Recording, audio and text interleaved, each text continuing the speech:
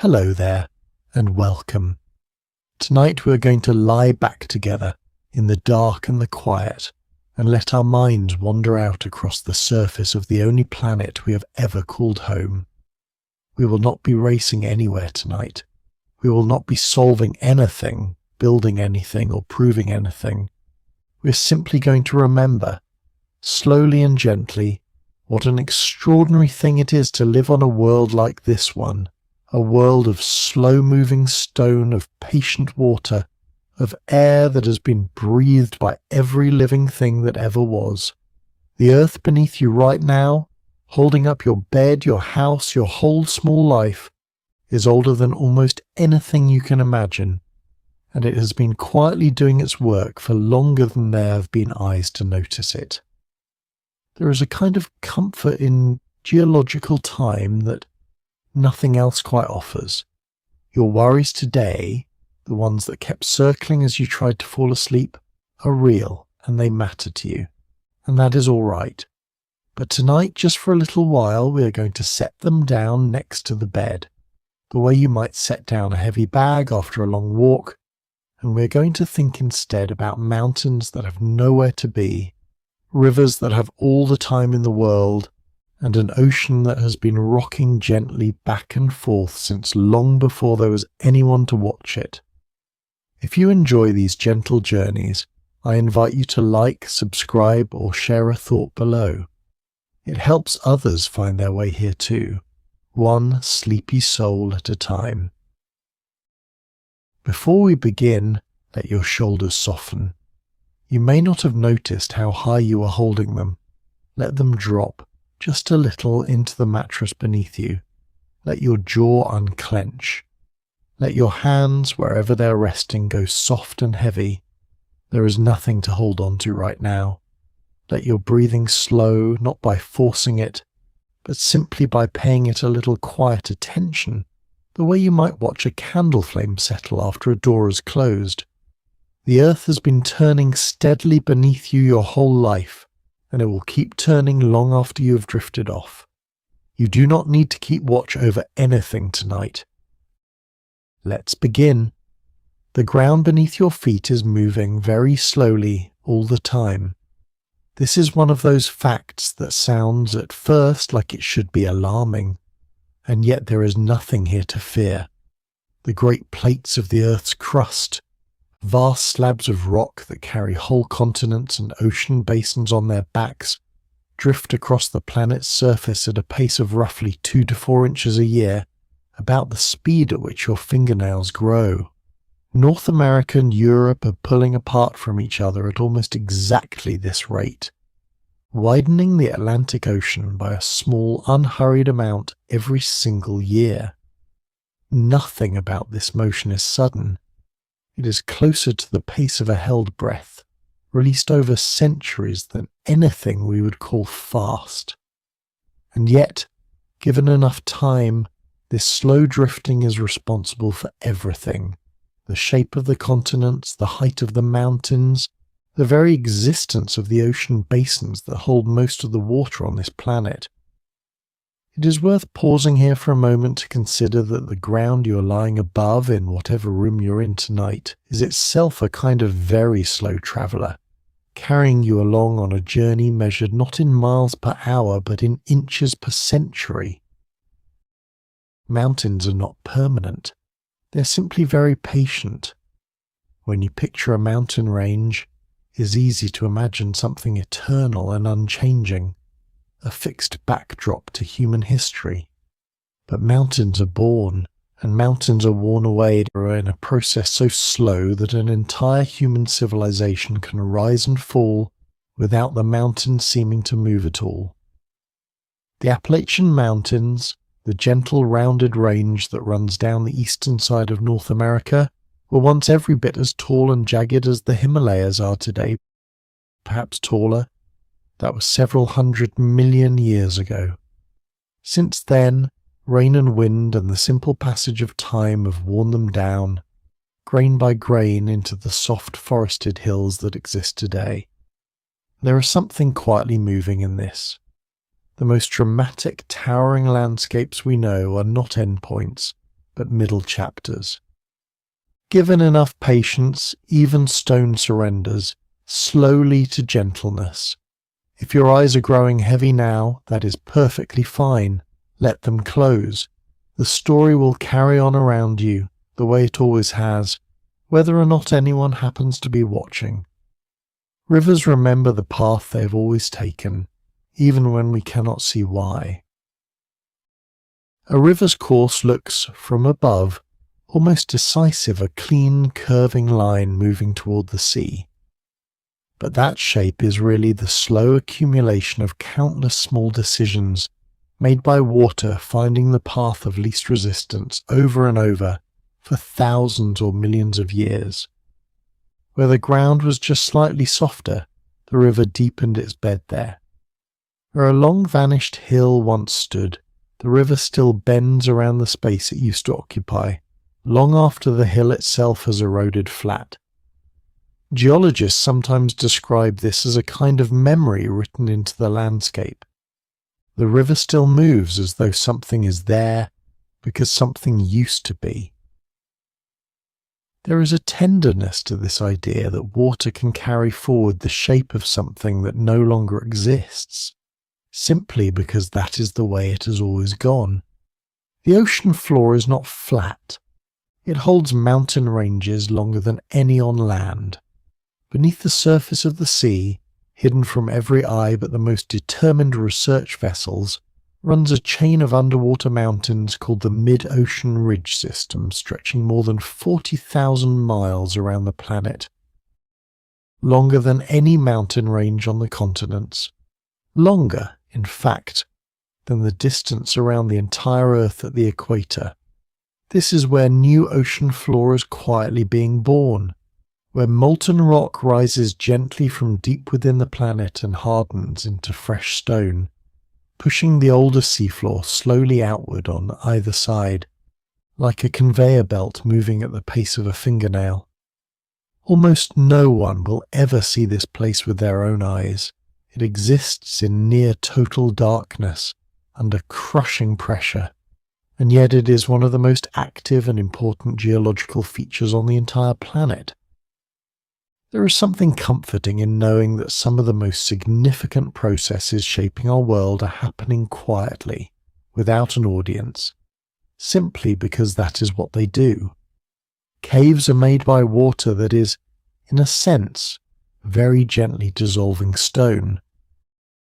When rainwater falls through the air, it picks up a small amount of carbon dioxide and becomes very slightly acidic, not enough to harm you, not enough to notice at all, but enough that over thousands and thousands of years, as that water seeps down through limestone, it slowly dissolves the rock away, widening cracks into passages, and passages into the great cathedral-like caverns we sometimes find beneath the surface. The formations that hang from cave ceilings, the stalactites, grow at a pace so slow it is almost beyond comprehension, often less than half an inch every 100 years. A formation the height of a person might represent tens of thousands of years of quiet, mineral-laden water, dripping in the dark with no one there to see it, building something patiently anyway. There is something deeply restful in imagining that kind of patience. Nothing about a cave is in a hurry. Allow your breathing to find its own slow rhythm as we continue, the way that water finds its own slow path through stone. Deep within the earth, it is warmer than the surface of the sun in some places, and the planet does not mind at all. At the very center of the earth, in the inner core, temperatures may reach somewhere around 10,000 degrees Fahrenheit, comparable to the surface of the sun. And yet this immense heat sits there quietly, several thousand miles beneath the soles of your feet, doing its slow work of keeping the planet's magnetic field alive and its deep rock in gentle motion. We rarely think about this when we walk across a parking lot or lie in bed at night, and there is no reason we should. The earth carries this enormous heat the way some people carry enormous burdens, invisibly, steadily, without complaint, allowing the rest of us to go about our ordinary lives on a cool, comfortable surface far above. Snowflakes are never quite identical, and the reason is simply that no two journeys through the sky are ever quite identical either. It has become something of a familiar saying that no two snowflakes are alike, and while it is difficult to prove this with absolute certainty across every snowflake that has ever fallen, the underlying science explains why it is almost certainly true. A snowflake forms as water vapor freezes around a tiny particle of dust high in a cloud, and as it falls, it passes through countless tiny variations in temperature and humidity, each one shaping the growing ice crystal in some small way. Because the path each flake takes through the sky is unique, the pattern of its growth becomes unique too. There is something quietly moving in the idea that even something as small and fleeting as a snowflake carries the record of its own particular journey, written into its shape before it lands softly somewhere and is gone. Let us pause here for a moment. If you're still with us, that is wonderful, and if you have already begun to drift, that is wonderful too. There is nothing you need to hold on to right now. The day is behind you. Whatever needed doing has been done or will wait quite happily until morning. You're in no hurry. Neither is this world we're exploring together. Let your body sink a little further into wherever it is resting. We will continue on softly, whether your eyes are open or closed. The sky is blue for a reason that has nothing to do with reflecting the ocean, though it is a lovely thought. Sunlight, though it appears white to our eyes, is actually made of all the colours at once, each one travelling as a slightly different wavelength. As that light passes through our atmosphere, it collides with tiny molecules of gas, mostly nitrogen and oxygen, and shorter wavelengths of light, the blues, are scattered around the sky far more than the long wavelengths, like reds and oranges. This scattering happens in every direction, which is why, no matter where you look on a clear day and away from the sun itself, the sky appears to glow a soft and gentle blue. At sunset, when the light has to travel through far more atmosphere to reach your eyes, even more of the blue has been scattered away before it arrives, leaving the warm oranges and reds that make evening skies so different from midday ones. It is a little like the sky is constantly sorting light by patience, keeping the most eager, restless wavelengths close, and letting the slower, calmer ones travel all the way to the horizon. Thunder and lightning are really the same event, only experienced by two different senses at two different speeds. When lightning flashes, it superheats the air around it almost instantly, and that sudden expansion of air is what creates the sound we call thunder. Light and sound are born in the very same instant, from the very same bolt, but light travels so much faster than sound that we see the flash long before the rumble reaches our ears.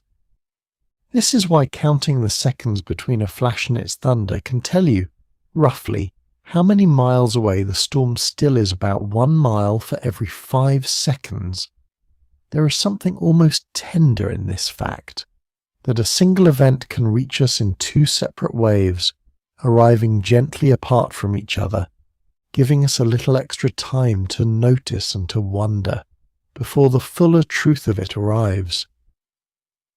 Let us move on now to something smaller and closer to the ground. A single teaspoon of healthy soil can contain more living organisms than there are people on the entire earth. Beneath the surface of any healthy garden or forest floor lies an entire hidden civilization. Bacteria, fungi, tiny insects, and countless other organisms working together in a slow, patient partnership to break down what has died and feed what is still growing. Scientists estimate that a single teaspoon of rich soil may contain billions of microorganisms, an entire unseen world quietly sustaining the plants and trees above it. We walk over this world every day without a single thought for it, and it does not mind. It simply continues in darkness, doing the steady work of turning death gently back into life, season after season, with no need for recognition. Glaciers carry the memory of the air itself, locked away in layers of ice.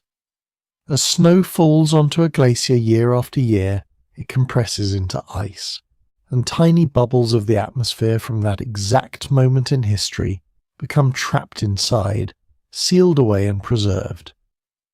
Scientists who drill deep into ancient ice sheets, particularly in Antarctica and Greenland, can pull up cores of ice containing samples of air that is hundreds of thousands of years old, allowing us to look back, almost like a very long, very slow diary, at what the atmosphere was like long before any written record existed.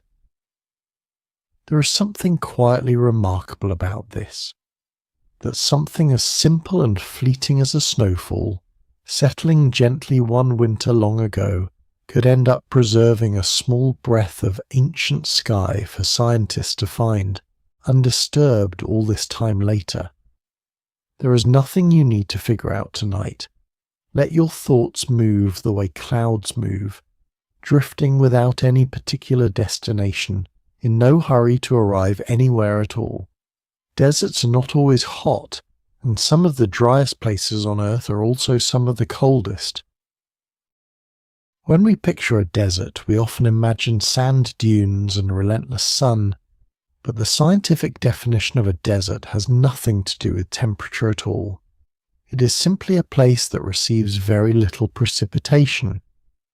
By that definition, the largest desert on Earth is not the Sahara, but Antarctica itself, a vast frozen landscape that receives less moisture each year than almost anywhere else on the planet.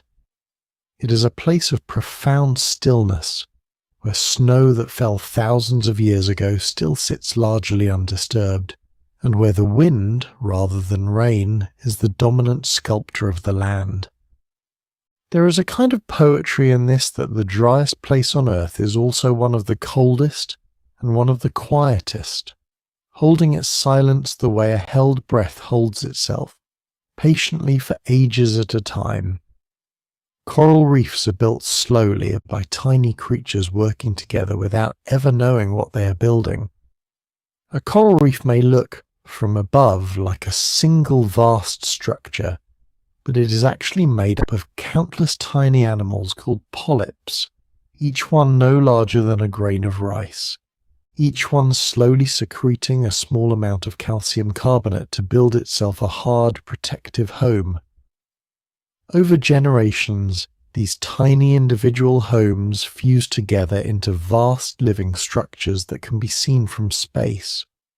The Great Barrier Reef, stretching along the coast of Australia, took many thousands of years to reach its current form, built one small, patient contribution at a time. There is something gently moving about this kind of collective patience, countless small lives, none of them aware of the larger shape they were creating together, slowly building something far greater than any one of them could have imagined alone. From here, the story shifts to something that happens far above our heads, in the quiet reaches of the upper atmosphere. The aurora, those soft curtains of green and violet light that sometimes ripple across the night sky near the poles, are created when particles from the sun collide gently with our planet's magnetic field. The sun is constantly releasing a steady stream of charged particles into space, something scientists call the solar wind. Most of this stream is deflected harmlessly around the Earth by our planet's magnetic field, a kind of invisible shield wrapped gently around us.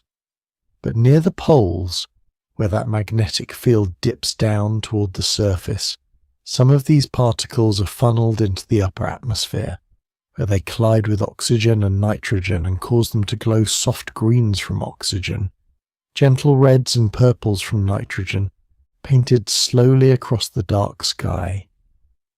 People have watched these lights for as long as there have been people to watch anything, telling stories about spirits or ancestors or distant fires, long before anyone understood the quiet physics behind them. It remains, even now, one of the most peaceful sights a person can witness. A planet's invisible shield made suddenly, briefly visible, glowing softly overhead, while the rest of the world sleeps beneath it. There is something else worth considering here. Something just as quiet, just as far away. The moon is moving away from the Earth very, very slowly, at about the same rate your fingernails grow. Each year the moon drifts about 1.5 inches farther from the Earth, the result of a gentle gravitational exchange between the two bodies that has been going on since the moon first formed, more than 4 billion years ago. It is far too slow a process for anyone to notice in an entire lifetime. But billions of years from now, the moon will appear smaller in the sky than it does tonight, and days on Earth will be very slightly longer than they are now, because the moon's pull is also very slowly slowing our planet's rotation. None of this is anything to worry about. It will not happen in your lifetime, nor your children's, nor for longer than human history has so far existed. It is simply a reminder that even the moon, fixed and constant as it seems above us, is on its own slow journey, drifting gently outward, the way so many things in this universe seem to do, given enough time. Let your eyes rest now, if they have not already. There is nothing up there you need to watch for. The moon will keep its place in the sky whether you are looking or not, the way it always has. Volcanoes are not simply destructive forces. They are also, in a slow and patient way, the architects of new land. When a volcano erupts, the image that often comes to mind is one of sudden devastation, and it is true that eruptions can be powerful and, in some cases, dangerous. But over the much longer arc of geological time, volcanoes have also been responsible for building entire islands from nothing, layer upon layer of cooled lava rising slowly from the ocean floor until, eventually, an island breaks the surface of the water for the first time. The Hawaiian Islands were formed this way, born from a place deep beneath the Pacific Ocean called a hot spot, where molten rock has been rising steadily for tens of millions of years, building island after island as the ocean floor drifts slowly overhead. Each island in the chain is, in its own way, a kind of geological memory, marking where the hot spot once was before the slow drift of the seafloor carried the land away and a new island began to form in its place. Rainbows are not actually fixed objects in the sky, and no two people ever see quite the same one. A rainbow forms when sunlight enters a raindrop, bends, reflects off the inside of the drop, and bends again as it exits, separating the light into its full range of colours. But because this depends entirely on the exact angle between the sun, the raindrops, and your own eyes, the rainbow you see is made from a slightly different set of raindrops than the rainbow seen by the person standing beside you. In a very real sense, every person who has ever looked up at a rainbow has seen one that belonged only to them, created in that exact moment, from that exact place, never to be seen in quite the same way again by anyone else, ever. There is something quietly lovely about that one of the most universally recognized, most shared images of beauty in the natural world is, in truth, deeply and gently personal every single time. It is worth pausing here for a moment, simply to notice how your body feels right now. There is no need to change anything. Just notice the weight of the blanket or the quiet of the room, or the soft dark behind your closed eyes. Let it be enough, just as it is. Tides are the ocean's slow response to the gentle pull of the moon and the sun, working together in a rhythm older than any clock. As the moon orbits the Earth, its gravity tugs very slightly on the water of our oceans, pulling it into a gentle bulge that follows the moon's position as it moves across the sky. The sun, though much farther away, adds its own smaller pull as well, and when the sun and moon align during the new and full moons, their combined pull creates especially high and especially low tides, called spring tides, not because of the season, but because the water seems to spring up higher than usual. This rhythm has continued, unbroken, for as long as the Earth has had oceans and a moon to pull on them, long before there was anyone standing on a beach to notice the water, creeping slowly up the sand and then retreating just as slowly back. It is one of the oldest rhythms in existence, quieter and steadier than any heartbeat, and it continues tonight, exactly as it always has, somewhere on a shoreline in the dark. And yet, beneath all of this, there is an entire layer of the Earth that very few people ever think about, the mantle, slowly flowing like something between solid and liquid.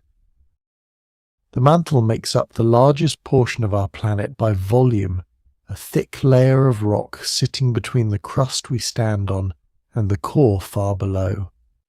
Though it is solid rock, under the immense heat and pressure found there, it behaves over very long periods of time, almost like a very thick, very slow-moving liquid. Something scientists compare to caramel or to extremely heavy honey. This slow, patient flow within the mantle is what drives the movement of the continents above, the same vast, unhurried motion that built our mountains and opened our oceans. It is strange to imagine, given how solid and unmoving the ground feels beneath your feet right now, that just a short distance below you, in geological terms, the Earth is gently flowing, the way a very slow river flows, taking millions of years to complete a single quiet circuit. There is nothing you need to hold on to right now. Let your shoulders soften again just as they did at the beginning. The mantle does not hurry, the tides do not hurry. You do not need to hurry either. Let us turn now to something smaller and closer to us, something that happens above every quiet field at night. Dew. On a clear, calm night, the ground loses heat quickly, radiating warmth upward into the open sky. And as the surrounding air cools alongside it, the moisture it was carrying can no longer stay invisible, and it gently condenses into tiny droplets of water on grass, leaves, and spider webs. By morning, an entire meadow can be covered in a soft, glistening coat of dew, formed silently overnight while everyone and everything was sleeping. There is something fitting in this, that one of the most quietly beautiful things the natural world produces happens only in stillness, only in the dark, only when nothing is disturbing the calm, settled air. It cannot be rushed, and it cannot happen if the night is too cloudy or too windy or too restless. It needs exactly the kind of quiet you're settling into right now. Earthquakes release energy that has been building slowly and patiently for years, sometimes for centuries. Along the edges of tectonic plates, rock is constantly being pushed and pulled by the slow drift of the crust. And because rock has a certain amount of friction, it does not always slip smoothly. Instead, stress can build up gradually over very long periods, sometimes for decades or even centuries, until finally the rock can no longer hold, and it releases all of that accumulated tension at once in the sudden shaking we call an earthquake. It is, in its own way, the opposite of the slow gentleness we have been exploring tonight, a long, quiet patience finally letting go. And yet, even here, there is a kind of order. Scientists who study these patterns can sometimes trace, in the layers of rock and the records of history, the long, slow rhythm of pressure building and releasing over thousands of years, the Earth's own very long, very deep breath. You are in no hurry, neither is this world we are exploring together. Let your breathing find its own slow rhythm again, in and out, the way the Earth itself seems to breathe, in its own much longer way. Let us turn to something gentler now, the simple, quiet miracle of a river delta, where a river finally reaches the sea after its long journey from the mountains. It slows down, and as it slows, it can no longer carry all of the fine sediment it picked up along the way. That sediment settles softly to the bottom, layer upon layer, year after year, gradually building new land exactly where the river meets the ocean. The Mississippi River Delta, the Nile Delta, and many others around the world were built this way. One quiet layer of silt at a time, the accumulated patience of countless individual journeys downstream. There is something moving about the idea that land itself, the very ground people build their homes upon, can be made not from violence or sudden change, but from a river simply slowing down, gently, the way a person might slow their pace at the end of a long walk, setting down, bit by bit, everything they had been carrying. Trees can communicate with each other underground through a hidden network of fungal threads. Beneath a forest floor, thin filaments of fungus called mycelium spread out in vast networks, connecting the roots of different trees, sometimes of entirely different species. Through this network, trees can share nutrients with one another, and some research suggests they may even send chemical signals warning nearby trees of insect attacks or other stresses. Scientists have come to call this network the Wood Wide Web, a quiet and hidden system of cooperation that has been operating in forests for longer than anyone has been there to study it. It is a comforting thought, in its own way, that even trees, which can seem so solitary, standing alone and still in a field or forest, may in fact be deeply connected underground, supporting one another in ways too slow and too quiet for us to easily notice. Let your mind drift outward now, the way roots drift outward beneath a forest floor, reaching gently in every direction, asking for nothing in return. Sand is, in a sense, the patient end result of mountains. Almost all the sand on Earth's beaches began its life as solid rock, somewhere far inland, perhaps high into mountain range. Over thousands or millions of years, that rock was slowly broken down by wind, rain, frost, and the simple passage of time, crumbling smaller and smaller, then carried by rivers down toward the sea, tumbling and grinding against other rock and against itself the entire way, until what was once part of a towering peak becomes, eventually, a single soft grain resting beneath your feet on a warm beach. Each grain of sand, in other words, carries within it the story of a mountain that gave itself up, slowly and without complaint, to become something else entirely. There is something gently moving in the idea that even mountains, the most enduring things we know, eventually soften into something you could let run quietly through your fingers, which brings us gently to the stars themselves, and to the quiet fact that the elements making up your own body were forged inside them. The calcium in your bones, the iron in your blood, the oxygen you are breathing right now as you lie there, almost none of these elements existed when the universe first began. They were created later, slowly inside the cores of stars, through the patient nuclear processes that power starlight, and then scattered outward across the galaxy when those stars eventually came to the ends of their long lives. The atoms that make up everything around you, the bed you're lying in, the walls of the room, your own quiet, breathing body, were once part of stars that lived and ended long before our sun, or our Earth, or anything resembling life as we know it ever existed. It is one of the most astonishing things a person can be told, and yet it requires nothing from you. You do not need to understand it fully tonight. You simply need to know that you are, in the most literal and gentle sense, made from old starlight, resting quietly now in a warm, dark room, exactly where you are meant to be. There is nothing you need to hold on to right now.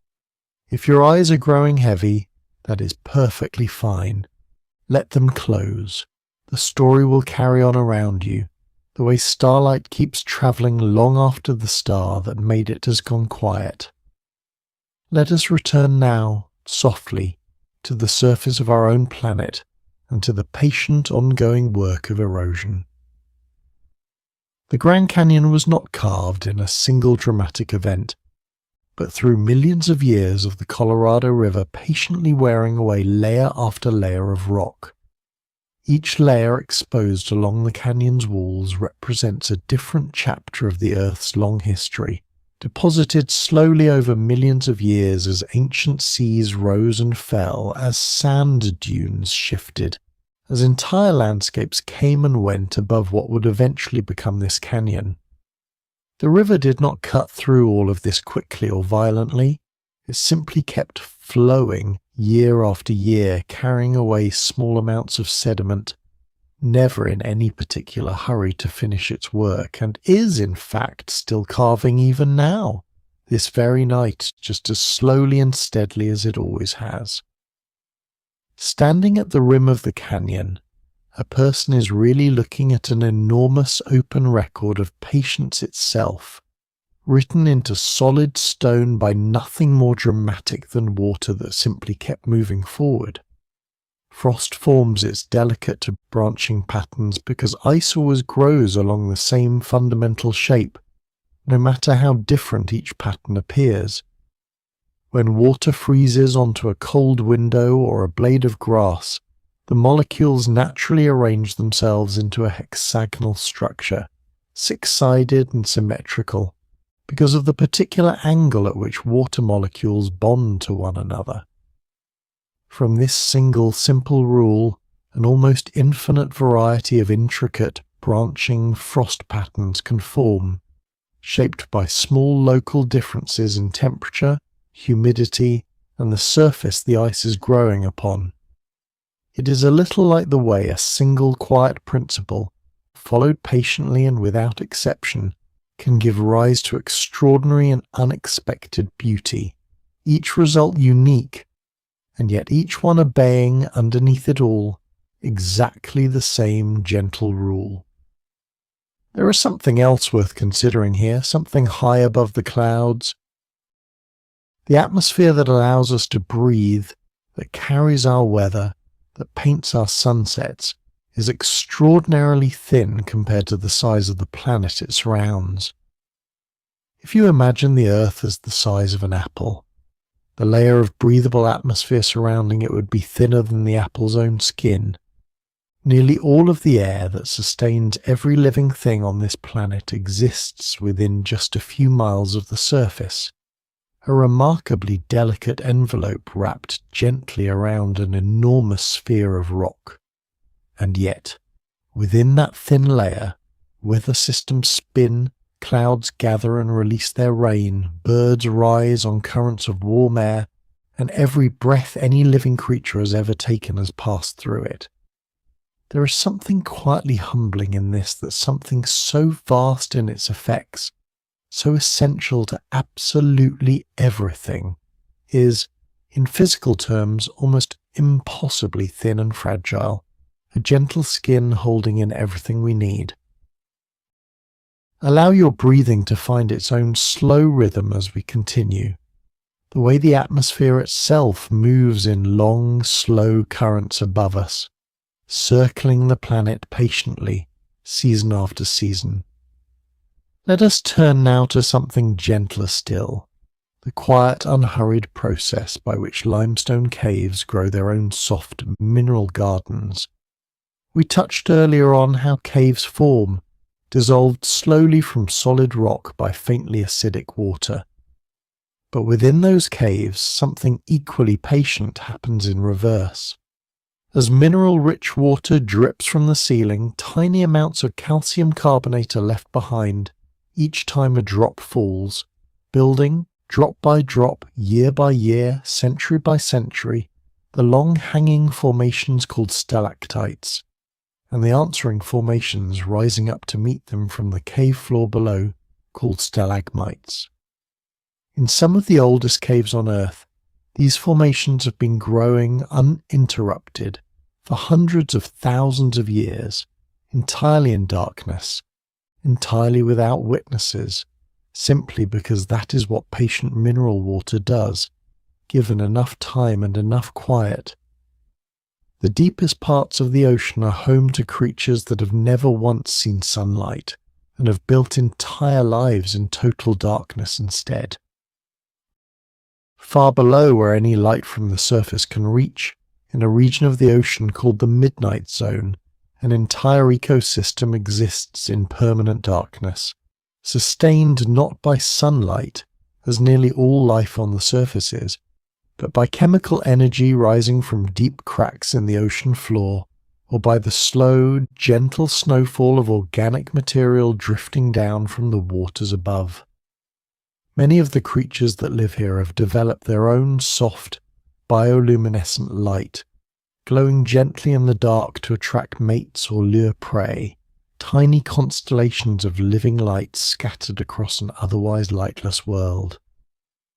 There is something quietly moving about an entire ecosystem that has learned to make its own gentle light, simply because it had to, simply because darkness, however complete, does not have to mean the absence of beauty. You might wonder, lying there now, whether any of this needs to be remembered. It does not. None of it does. You're simply visiting for a little while, the way a traveller might visit a quiet old city at night, only to wander and to notice and to let it all wash over you gently before moving on. Let us move on now to something closer to home, something that happens above every quiet town on a cold morning: fog. Fog forms in much the same way as the dew we considered earlier, when moist air near the ground cools enough that it can no longer hold all of its water vapour invisibly, and that moisture condenses into countless tiny droplets suspended in the air itself, soft and low and quiet. On certain mornings, an entire valley can fill with fog overnight, the result of cool air settling into low places, while warmer air rests above it, holding the mist gently in place until the rising sun, hours later, gradually warms the air enough to let it lift and disappear. There is a particular hushed quality to a foggy morning that many people find soothing without quite knowing why. Perhaps because fog softens every hard edge, blurring distant trees and buildings into pale, gentle suggestions of themselves, asking nothing of you but to walk a little slower and to look a little less far ahead. From here, the story shifts to the deep, slow rhythm of the seasons themselves. The earth is tilted very slightly on its axis, and this single gentle tilt is responsible for nearly everything we recognize as the changing year. As the Earth makes its long, patient orbit around the Sun, that 23.5-degree tilt means that different parts of the planet lean toward or away from the Sun at different points in the journey, bringing longer days and warmer temperatures to one hemisphere, while the other leans gently away into shorter days and cooler air. It is a wonderfully simple cause for something so deeply woven into human life and memory, the return of spring flowers, the long light of summer evenings, the turning leaves of autumn, the quiet hush of winter snow. None of it requires anything dramatic. It requires only a single slight unchanging tilt, carried faithfully around the sun year after year for as long as the earth has existed. There is nothing you need to hold on to right now. Let your shoulders drop a little further if they have risen again, Whatever season it is outside your window tonight, it arrived gently the way it always does, simply because the earth kept leaning the way it always leans. Let us consider for a little while the patient work of wind upon stone. In deserts and along certain coastlines, wind alone, carrying nothing more than fine grains of sand, can slowly sculpt solid rock into extraordinary shapes over thousands of years. The graceful arches and balanced rock formations found in places like the American Southwest were not carved by any single dramatic event, but by countless small grains of wind-blown sand brushing softly against stone year after year, slowly wearing away the softer layers while leaving the harder ones standing. It is, in its own way, one of the gentlest forces in nature, and yet, given enough time, it can carve shapes that look almost impossible, as though something enormous and decisive must have made them, when in truth it was only patience repeated endlessly, with no need to hurry. Lightning can strike the same place repeatedly, and there is a quiet logic behind it. Tall, prominent objects towers. Lone trees on open ground, certain mountain peaks offer the shortest, easiest path between a thunderstorm and the ground, and so they are struck again and again over the years, not by misfortune, but by the simple physics of electricity finding its most direct route downward. Certain very tall structures may be struck dozens of times in a single year. There is something almost companionable about this idea, that lightning, vast and dramatic as it seems, is really just looking every time at the same kind of straightforward, unhurried path that water seeks when it flows downhill, or that light seeks when it bends through a raindrop. Nature, again and again, seems to prefer the gentlest available path. It is worth pausing here for a moment. We are past the middle of our journey together now, drifting slowly toward its quieter end, much like a river drifting at last toward the wide calm of the sea. There is nothing left to prove tonight. You have already done enough simply by being here, listening, letting your mind wander gently alongside mine. Let us turn now to something small and often overlooked, the quiet, patient work of lichen. Lichen is not actually a single organism, but a partnership between a fungus and an alga, or sometimes a fungus and certain bacteria, living together so closely and so cooperatively that for a long time scientists considered them a single living thing. Together, this quiet partnership can grow on bare rock where almost nothing else can survive, slowly breaking the surface down over centuries into the first thin traces of soil. Some lichens are remarkably long-lived, with certain colonies in extremely cold remote regions estimated to be many thousands of years old, growing at a pace of just a fraction of an inch per century. There is something deeply restful in imagining a living thing so unhurried, so entirely without urgency, simply existing on a quiet rock face for thousands of years, asking nothing more of the world than a small patch of stone and the occasional touch of rain. The northern and southern lights are not the only quiet light shows our planet produces. The ocean itself can glow. In certain warm coastal waters, particularly on calm, dark nights, tiny marine organisms called dinoflagellates can produce their own soft blue-green light when disturbed by movement in the water, a phenomenon called bioluminescence. A boat moving gently through these waters at night can leave a glowing wake behind it, and waves breaking on the shore can briefly light up with a faint otherworldly blue. People who witness this for the first time often describe a feeling of quiet disbelief, as though the ocean itself has decided, just for that night, to answer the stars above with a soft light of its own.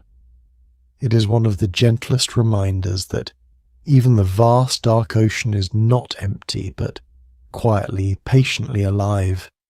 in ways that mostly go unnoticed beneath its calm surface. There is nothing you need to hold on to right now. Let the images in your mind soften, the way light softens underwater, the way edges soften in fog. You do not need to follow every thought to its end. You can simply let each one drift past gently, the way a wave drifts past a shore and is already quietly becoming the next one. Let us turn, gently, to the patient story of how mountains and oceans trade places over the very longest stretches of time. Many of the highest mountains in the world are made in part from rock that was once the floor of an ancient sea. When two of the Earth's great plates collide, slowly over millions of years, the layers of rock between them, sometimes including ancient seafloor, complete with the fossilized remains of creatures that once swam there, can be folded and pushed upward, eventually forming some of the tallest mountain ranges on Earth. Climbers on Mount Everest, the highest point on the entire planet, walk across rock containing the fossils of marine creatures that lived in a warm, shallow sea long before that mountain ever existed. There is something quietly extraordinary about this, that the very highest place a person can stand on Earth was once unimaginably long ago, deep beneath the surface of the sea, and that everything, given enough time, seems willing to become something else entirely. Let us consider finally the quiet ongoing story of the carbon that moves gently between Earth, ocean, air, and every living thing. Carbon atoms cycle slowly and continuously through our planet, passing from the air into plants through the quiet work of photosynthesis, from plants into the animals that eat them, and eventually through decay or the slow burial of ancient organic matter, back into rock, soil and ocean, before being released again, sometimes millions of years later, to begin the gentle cycle once more. The carbon in your own body, at this very moment, has very likely been part of countless other things before you, perhaps once part of an ancient forest, or a creature swimming in a long-vanished sea, or a cloud drifting over a landscape no longer recognizable. Nothing is ever entirely new, and nothing is ever entirely lost. Everything simply moves, slowly and patiently, from one quiet form into another, the way you yourself are moving right now, gently, from waking into rest. You're in no hurry, neither is this world we're exploring together. Let your breathing settle, slow and even, the way carbon settles softly into soil, the way light settles softly into evening. We are nearing the end of our journey together now, and I want you to notice, if you can, how far we have travelled tonight without ever once needing to rush. We have walked slowly across drifting continents and down through rivers that remember paths long since vanished. We have stood in our imaginations at the rim of a canyon carved not by force but by patience, and we have looked up at lights in the sky born from a star 93 million miles away, gently brushing against our planet's quiet shield. We have considered mountains that were once seafloor, and seafloor that is even now quietly becoming new mountains somewhere else.